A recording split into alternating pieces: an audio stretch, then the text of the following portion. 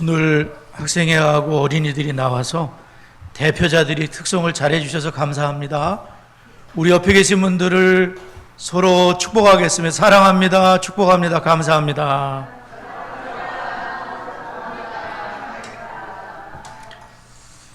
네, 민수기 6장의 말씀으로 우리 자녀들을 특별히 축복하는 시간을 갖도록 하겠습니다. 시작.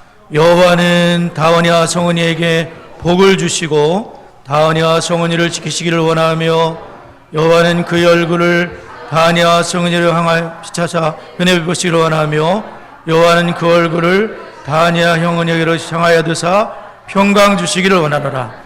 그들은 이같이 내 이름으로 이스라엘 자손을 축복할지니 내가 그들에게 복을 주리라. 아멘. 대물림 사호의 구약의 주제를 나누고 있습니다. 특별히 창세기의 야곱과 요셉에 대한 이야기를 나누게 되는데 오늘은 야곱의 이야기 두 번째 은혜에 대한 내용을 오늘 살펴보도록 하겠습니다. 첫째로 우리가 결코 혼자가 아니는데 어떤 때에 하나님이 함께 해주시는가라고 할 때에 첫째로 하나님은 우리가 순종 가운데 있을 때, 순종에 있을 때, 순종의 걸음일 때, 하나님이 기뻐하시는 길을 갈 때에 하나님은 임재해 주신다. 확실하게 임재해 주신다. 그거를 말씀하고 있어요. 그래서 우리가 하나님께 순종하는 게 중요하겠다는 거예요. 자, 성경을 한 절만 읽어보도록 하겠습니다. 성경을 가지고 다니시는 거죠? 자기 성경책을 찾는 거예요. 5절을 함께 읽겠습니다. 5절 시작.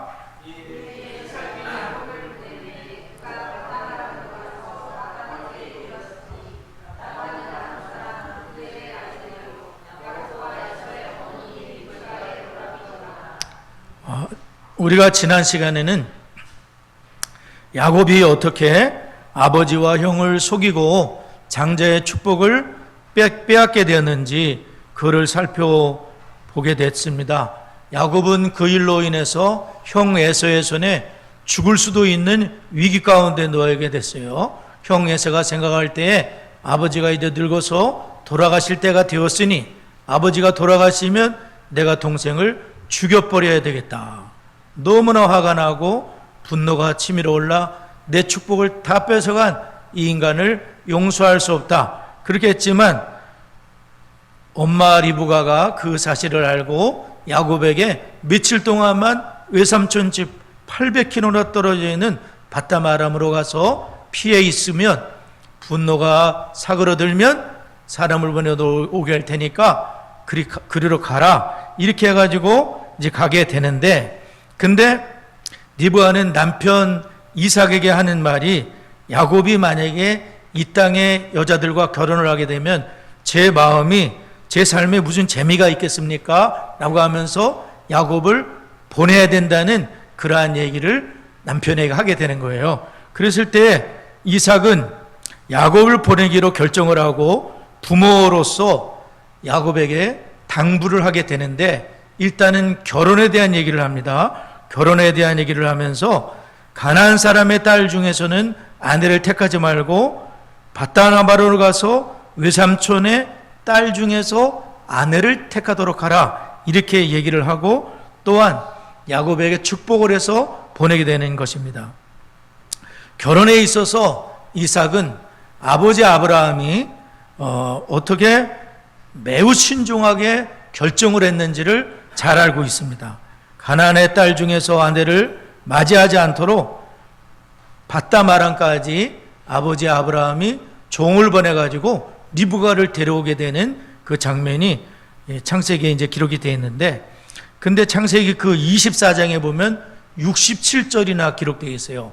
그러니까 창세기에서 이 제일 길게 67절이나 기록을 하면서 이삭과 리브가가 어떻게 결혼을 했는지에 대한 특별히 주님 안에서 충분한 기도 속에서 믿는 사람끼리 잘 만나가지고 결혼을 했다는 것을 이삭은 잘 알고 있어요. 그리고 내 아들 야곱도 이제 언약의 자손으로서 이 불신자들을 만나면 안 되고 가나안 땅에 불신자들을 만나는 것이 아니라 800km나 떨어져 있는 거기에 가서 니브가의 고향이잖아요. 거기서 믿는 자매를 만나기를 이삭이 원하고 있는 당부를 하게 되는 것을 보게 됩니다. 우리는 결혼에 대해서 잘 생각을 해야 돼요. 이 결혼이라는 것은 두 당사자가 만나는 거지만 그 결혼에는 가치관이 포함되어 있고 종교가 포함되어 있고 문화가 포함되어 있다는 것을 알아야 됩니다.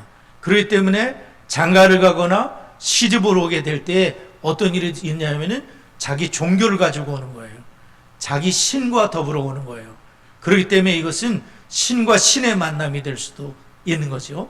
문화와 문화의 만남, 가족의 가풍과의 만남일 수도 있어요. 혼자만 딸랑 사랑한다고 되는 것이 아니라 이것은 굉장히 중요한 문제라는 거예요. 내 신앙이 넘어갈 수도 있어요.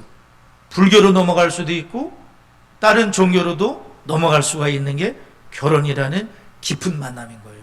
그렇기 때문에 이 위험성을 잘 알았던 아브라함은 언약의 자손이 이삭 100살에 낳은 이 귀중한 아들에게 아무 여자나 만나게 할 수 없어요.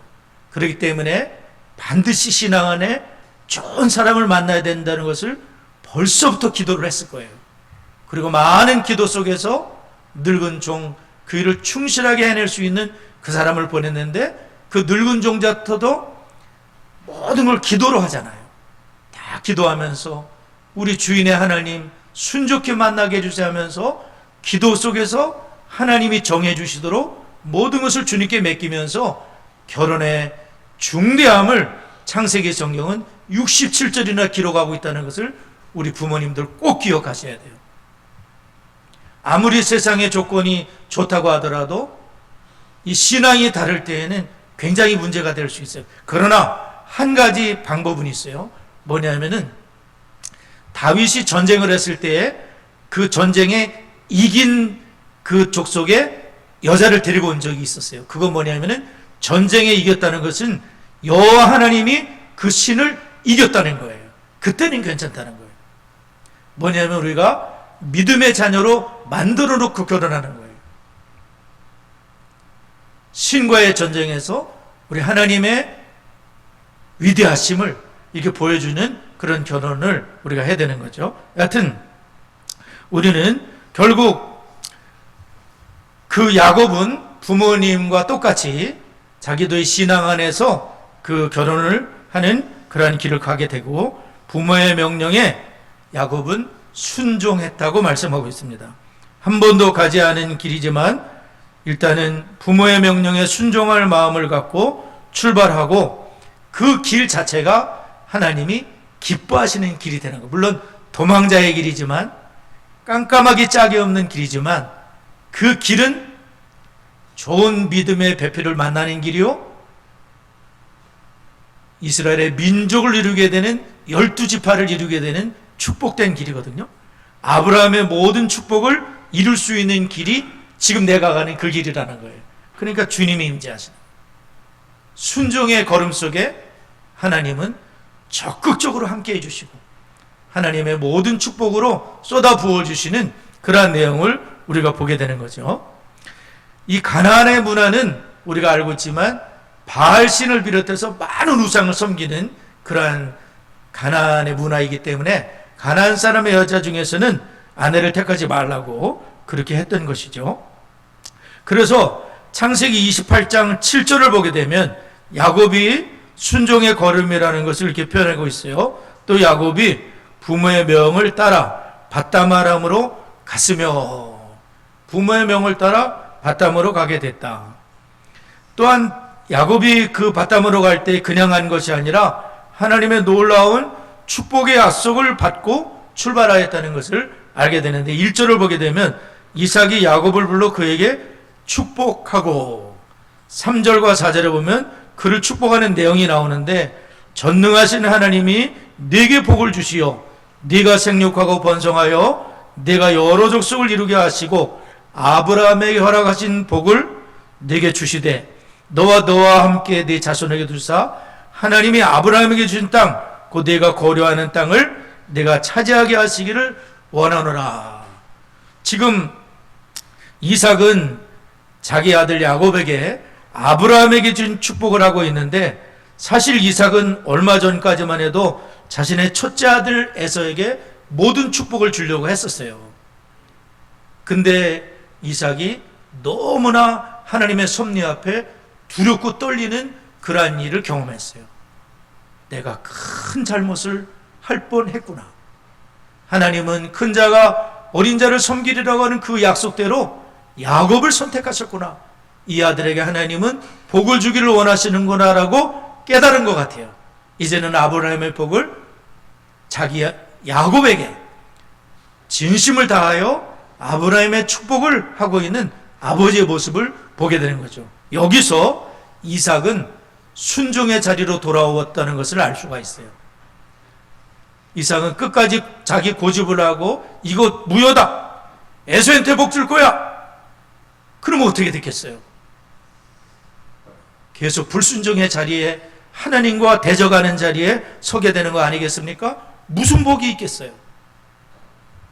그러나 이삭도 순종의 자리에 돌아왔기 때문에 하나님이 기뻐하시는 겁니다. 맞다, 이 자를 내가 선택한 자다. 야곱을 축복하도록 그 이삭의 마음을 움직이시고, 야곱은 지금 먼 길을 홀로 떠나게 되는데, 야곱은 2번이나 축복을 받았잖아요. 에서가 받을 축복 다 받았지. 아버지가 또 한 번 아브라함의 복으로 축복하시지. 그 복을 안고 이렇게 가게 되는 그러한 야곱을 우리가 보게 되는 거죠. 야곱이 부모에게 순종하고 이삭이 하나님께 순종하는 길에 하나님의 축복이 있었습니다. 하나님 우리 자녀들이 부모에게 순종할 것을 십계명에게 말씀하고 있죠. 십계명의 제5계명에다가 4계명까지는 하나님을 향한 계명이고 5계명부터 10계명까지는 사람을 향한 계명인데, 그 중간에 누가 껴있냐면 부모님이 계시는 거예요. 이 부모님을 공경할 줄 아는 사람이 하나님도 공경하는 것이고, 부모님을 공경할 줄 아는 사람이 다른 사람도 섬길 수 있다는 거예요. 눈에 보이는 부모님을 공경할 때에 눈에 보이지 않는 하나님도 섬길 수가 있고, 이 부모님의 권위라는 것은 나를 낳아줬기 때문에 권위가 아니라 하나님이 부여하신 고유의 권위가 부모님께 있는 거예요. 하나님은 부모님을 통해서 하나님을 보이시기를 원하고, 또 부모님께 순종하는 자녀가 하나님의 권위에 순종하고 세상에 나가서도 다른 사람의 권위에 순종할 줄 아는 자녀가 되는 거예요. 세상에 나가서 다른 권위에 순종할 줄 모르게 되면 굉장히 인생이 피곤해져요. 권위 아래에 있다는 것을 자신이 알 때에 사회생활도 잘할 수가 있어요. 여러분 아시잖아요.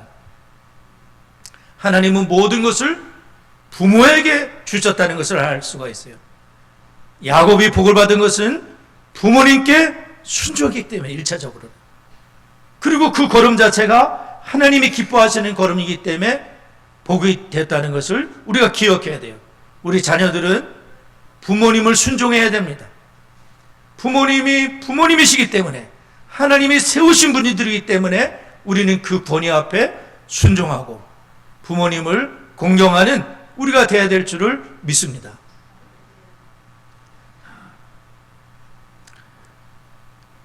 야곱은 부모님께 순종하고 그리고 하나님의 축복을 안고 바다나 아람으로 가게 되는 거죠. 반면에 에서는 어땠을까요?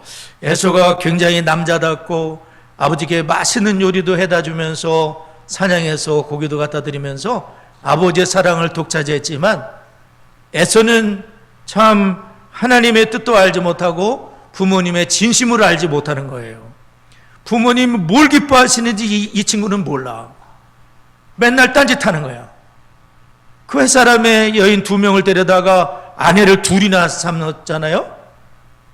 믿음이 하나도 없는 자매를 데리고 온 거예요.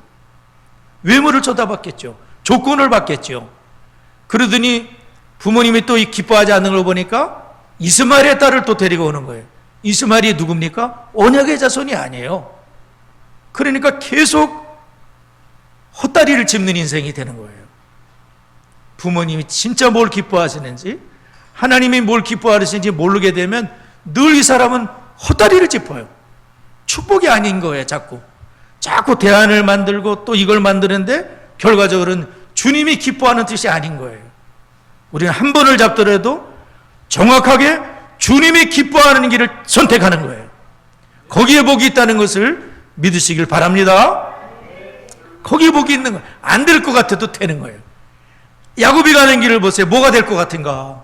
팔레백 기도를 혼자 아무것도 없이 가는데 거기에 엄청난 축복이 기다리고 있는 거예요. 주님의 뜻에 순종했기 때문에 그렇죠. 두 번째, 하나님은 약속을 이루시는 분인데 우리 12절 한 절만 한번 읽어보도록 하겠습니다. 자, 한번 소리내서 12절 읽습니다. 시작.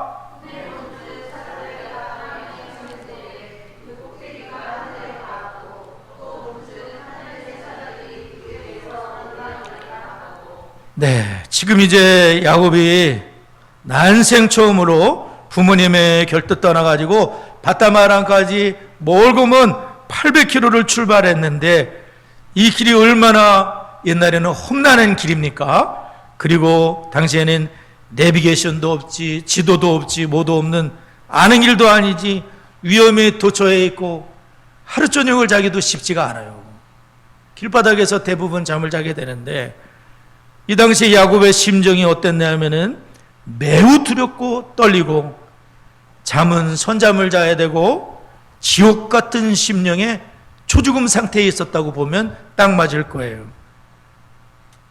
아무도 의지할 자가 없는 캄캄한 밤이었던 것입니다.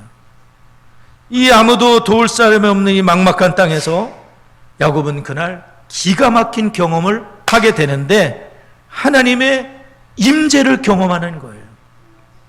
그가 출발했던 부엘세바는 해발 100m 정도 되는 그러한 곳입니다. 거기서 오르고 올라 베델에 이르렀는데 베델은 해발 1000m에 위치하고 있는 고지입니다. 베델에는 돌멩이밖에 없어요. 돌베기를 할 수밖에 없어요. 1000m에 올랐는데 사실은 한 2, 3일 정도 가게 됐는데 굉장히 빠른 걸음으로 간 거라고 볼 수가 있대요. 보통은 예루살렘 정도까지 가야 되는데 더 지나쳐서 베델까지 간 이유가 뭐냐면 형이 사냥꾼이잖아요. 굉장히 빠른 걸음으로 자기를 쫓아올 두려움에 초죽음이 돼서 최선을 다해서 빠르게 간 게 베델까지 도착을 한 거예요. 그리고 너무 지쳐서 돌베레라고 잠을 자고 있었다는 것입니다. 그때 지옥 같은 삶의 순간에 굉장히 지쳐있는 나에게 하나님이 나타나시는 거예요.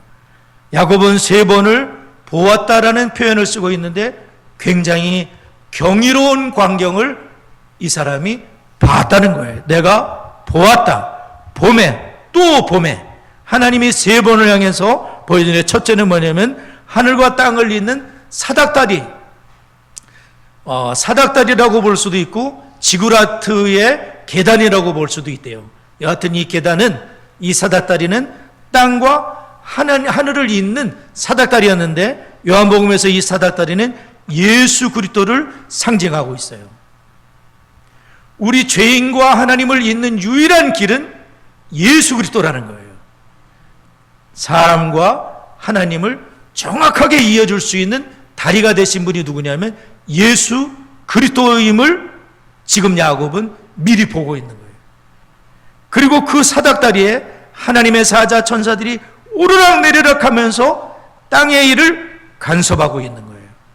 하나님께 보고를 드리고 하나님의 명령을 따라 명령을 수행하고 있는 거예요. 땅의 일은 하나님 무관하게 되는 것이 아니라 모든 일들이 하나님이 주관하고 있다는 걸 알 수가 있어요. 하나님은 모든 걸 알고 계시는 분이세요. 그리고 천사를 보내서 부지런히 지금도 일하시는 분임을 야곱은 보게 됐어요. 두 번째로 그는 또한 그 사닥다리 위에서 말씀하시는 하나님인데 그 하나님이 할아버지의 하나님, 아버지의 하나님, 그리고 나의 하나님으로 다가오시는 거예요. 그 이전에는 아버지 하나님 얘기만 들었는데 이제는 이 하나님이 나의 하나님으로 고백할 수가 있어요. 아브라함의 하나님, 이삭의 하나님, 그리고 나 야곱의 하나님으로 고백받기를 원하시는 그 하나님이 말씀하시는 거예요. 내가 너의 조상 아브라함의 하나님이요 이삭의 하나님이로다 라고 하면서 하나님이 비로소 야곱에게 직접 나타나시는 것을 볼 수가 있어요. 이제 그 하나님은 너의 하나님이 되어주시겠다는 겁니다. 이제는 부모의 신앙이 아니라 너의 신앙으로 살아가라. 하나님은 그렇게 말씀하시는 거예요. 뿐만 아니라 하나님은 네가 지금 누워있는 이 땅을 너와 네 자손에게 줄 것이라고 말씀하고 있어요. 장가도 안 간 사람에게 하나님은 너와 네 자손이 있을 것이고 이 땅을 너에게 주는데 이것은 무슨 노력으로 얻은 것이 아니라 하나님의 약속에 따라서 그냥 땅 문서부터 하나님이 주시는 거예요. 야곱아, 이 문서 받아라. 이 땅을 너와 네 자손에게 줄 것이다. 하나님이 약속하시면 그대로 되는 거예요. 하나님은 능력도 있고 거짓말 안 하시거든요. 주겠다 그러면 그냥 받은 거나 마찬가지예요.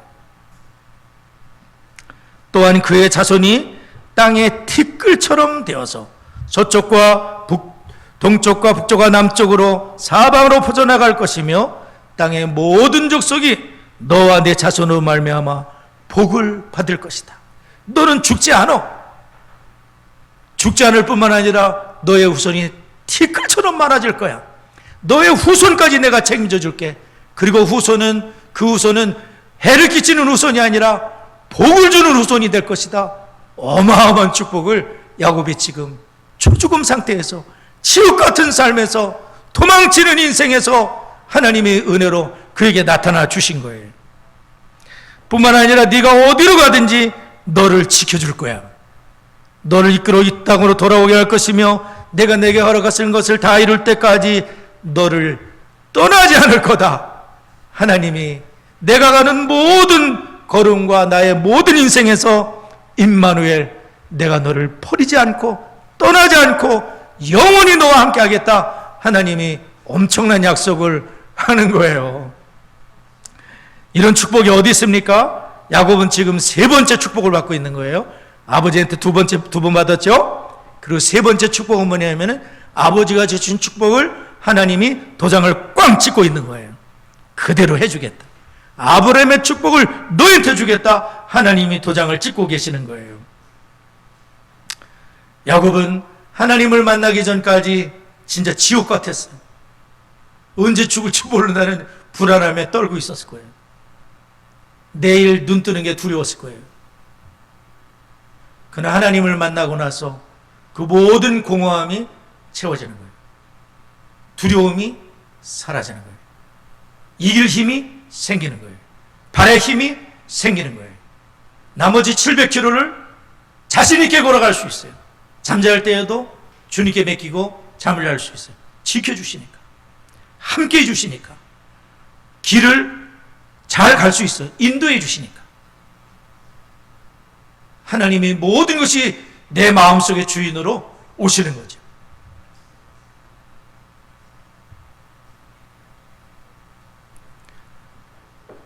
하나님은 우리가 공허한 가운데 있을 때, 우리가 연약할 때 더욱 귀히 여겨주시고, 하나님은 저와 여러분을 만나주시는 거예요. 이 교재를 보니까 이런 말씀이 있었어요. 하나님의 약속이 의심될 때는 마태복음 24장 35절을 기억하라는 거예요. 천지는 없어질지어정 내 말은 없어지지 아니하리라.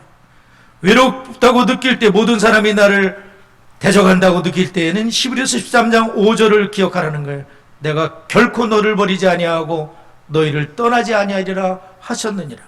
두려움이 찾아올 때에는 시편 27편 1절을 기억하라는 거예요. 여호와는 나의 빛이요 나의 구원이시니 내가 누구를 두려워하여, 여호와는 내 생명의 능력이시니 내가 누구를 무서워하리요. 걱정이 들고 나쁜 일들로 이해가 안 될 때에 로마서 8장 28절을 기억하라는 거예요. 하나님을 사랑하는 자 곧 그 뜻대로 부르심을 입은 모든 자들에게는 모든 것이 합력하여 선을 이루느니라. 사랑받지 못하고 느낄 때에는 로마서 5장 8절을 기억하라는 거예요. 우리가 아직 죄인 되었을 때에 그리스도께서 우리를 위해 죽으심으로 하나님께서 우리에게 된 자기의 사랑을 확증하셨느니라. 우리가 뭐 자랑이 하나도 없는 죄인일 때에도 그리스도께서 우리를 위해 죽으셨는데 하나님의 놀라운 사랑은 십자가에서 이미 나타난 줄 믿습니다. 우리 죄인을 사랑하신 거예요. 우리를 위해 죽으신 거예요. 하나님께서. 그 아들, 하나님의 아들께서 죽으신 거예요.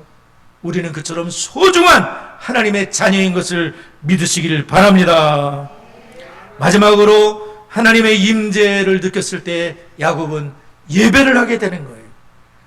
우리 18절과 19절 다 같이 한번 읽습니다. 18, 19절 시작. 야곱이 아침에 일찍 일어나 베개로 삼았던 돌을 가져다가 기둥으로 세우고 그 위에 기름을 붓고 그 이름을 베델이라 하였더라. 이 성의 이름은 루스더라. 야곱은 지금 기념을 하고 있어요. 하나님, 이 장소를 제가 잊지 않겠습니다.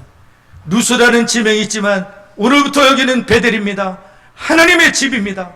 비싼 기름, 아까운 기름을 부으면서 하나님은 나의 하나님이십니다.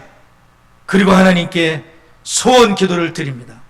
무슨 소원을 드리냐면 하나님께서 나와 함께 계시고 나를 지키고 먹을 떡과 입을 옷을 주시며 평안히 아버지 집으로 돌아오게 하시면 여호와께서 나의 하나님이 되시고요. 내가 기둥으로 세운 이 돌이 하나님의 집이 될 것이며 하나님이 주신 모든 것에서 10분의 1을 반드시 하나님께 드릴게요. 하나님 그렇게 해주세요 하고 소원 기도를 드리게 돼요. 우리가 보통 소원 기도라고 할 때에는 두려운 생각이 들지만 아니라 하나님 앞에 정말 감사의 은혜를 받았을 때에는 소원으로 하나님께 감사로 반응을 드려야 될 것을 성경은 말씀하고 있습니다. 하나님 앞에 결심이 필요해요. 하나님, 제가 주님이 나를 축복하셨을지인데 제가 주의를 성수하겠습니다. 목숨을 걸고 지키겠습니다. 11조 드리겠습니다. 망할 지경이 이르러도 11조 빼먹지 않겠습니다. 이것이 소원인 거예요. 하나님의 은혜를 믿고 크신 하나님을 믿기 때문에 작은 것을 주님께 드리는 것이 신앙이라는 것이에요. 여러분, 하나님께 소원하십시오. 믿음으로 소원하세요. 하나님의 받은 은혜를 기억하고 내가 이제부터는 주님 뜻대로 살겠습니다. 주일 성수에 목숨 걸겠습니다. 그러면 주일 성수 하게 됩니다. 뭐 새벽기도 하겠습니다. 그것도 하나님 지키시더래요. 새벽기도 안 빼먹게 하십니다. 11조 작은 일입니다. 주님 사랑하는 분들에게 11조는 작은 것에 불과해요. 그렇게 어렵지 않습니다. 하나님 앞에 감사와 찬양과 예배로 영광을 돌리고 하나님은 내가 참 연약할 때 임재해 주시는 그 하나님을 만나게 됐을 때 우리는 모든 염려에서 해방을 받고 남은 인생을 주님을 의지하며 살 수 있는 축복이 있다는 것을 꼭 기억하시기를 바랍니다. 기도하겠습니다.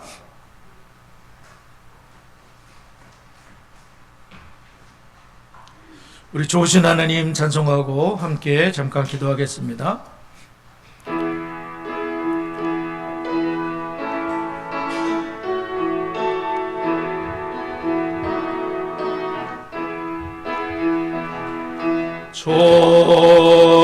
좋으신 하나님, 좋으신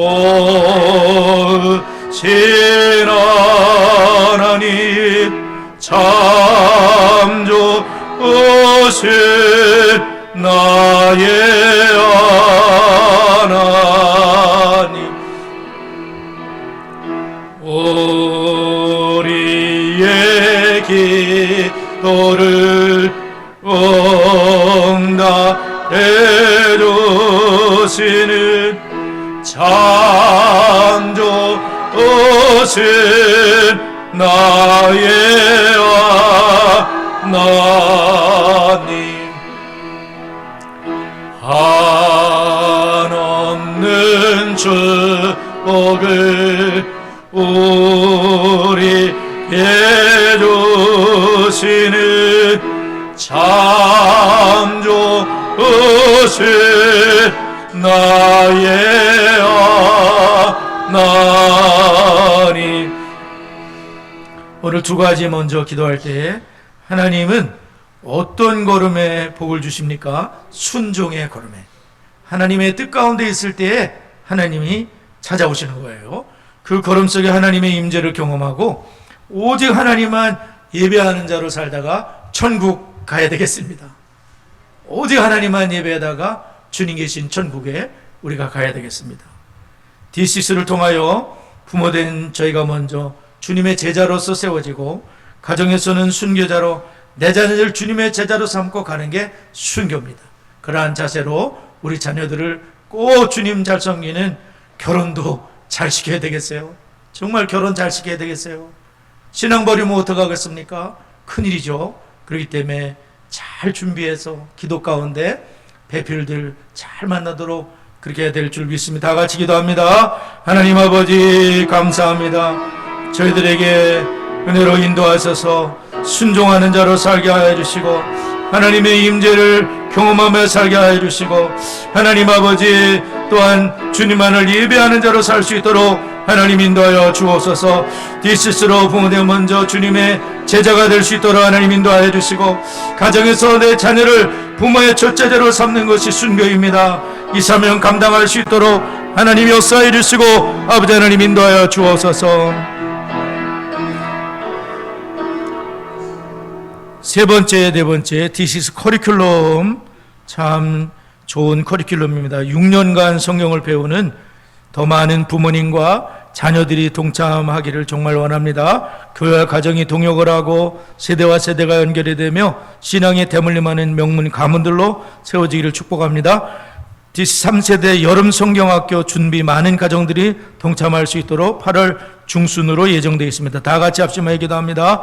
하나님 아버지 감사합니다. 디스 커리큘럼에 더 많은 부모님과 자녀가 동참할 수 있도록 하나님이 역사하여 주옵소서. 교회와 가정이 동역을 하게 하시고 세대와 세대가 연결되게 하여 주시고 신앙을 대물마는 명문 가문들로 세워질 수 있도록 하나님 인도하여 주옵소서. 디3세대 여름 성경학교 가운데 모든 준비 가운데 많은 가정들이 동참하게 하여 주시고 하나님의 뜻이 이루어지도록 성령님이 역사해 주시고 아버지 하나님 인도하여 주옵소서. 아버지 간섭하여 주옵소서. 예수님의 이름으로 기도드리옵나이다. 아멘.